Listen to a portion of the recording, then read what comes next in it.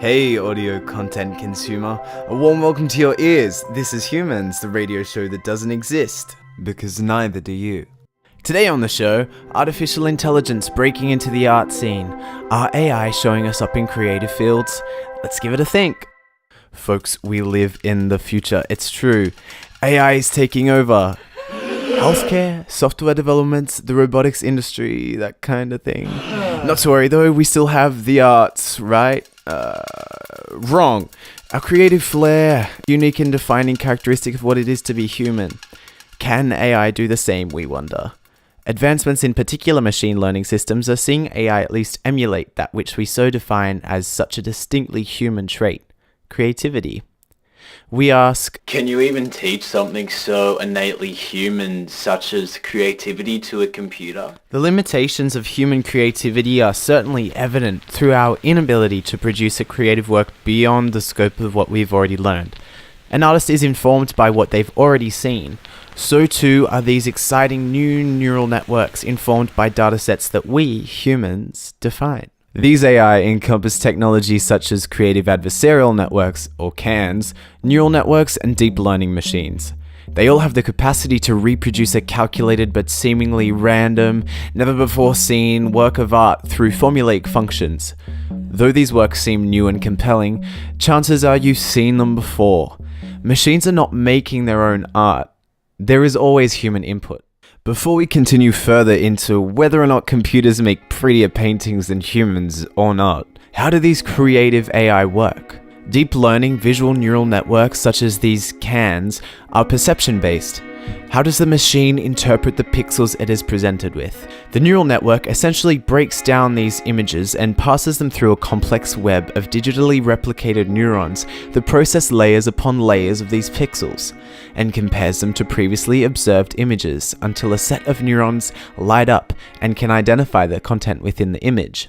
We do the same as kids. When we're young, we observe the sky and we're told, "That's the sky." We observe the sea and we are taught, yeah, that's the sea. These machines are like little robot babies, or at least I like to think of them as such. We use technology like this every day, Google Images being the most frequented. Developers of the more creative networks invert this formula by feeding large data sets of images into a network and coding them to produce an imitative result. And the results are like insanely successful. Take a look at AICAN, a neural network that research shows fools 75% of humans that it was made by one of us. Whether or not these deep learning systems are innately creative, though, is the question. Can we truly code creativity?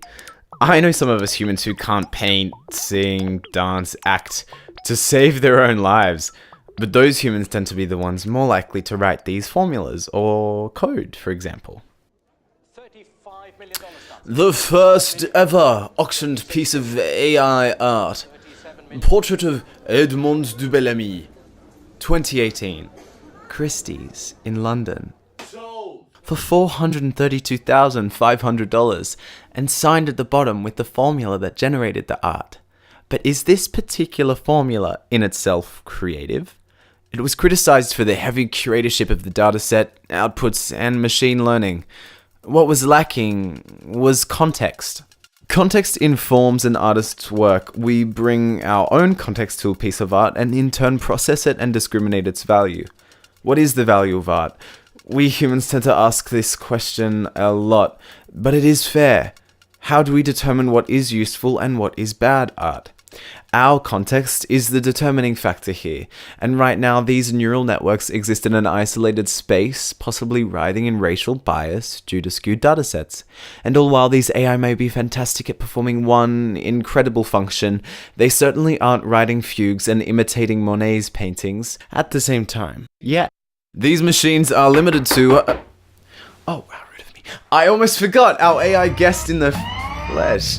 Jazztron 5000. Welcome to Humans, Jazztron 5000. Red roses too. You see, Jazztron is coded to communicate with Frank Sinatra lyrics. I'm not sure he can do much else at the moment. That'll be all, Jazztron.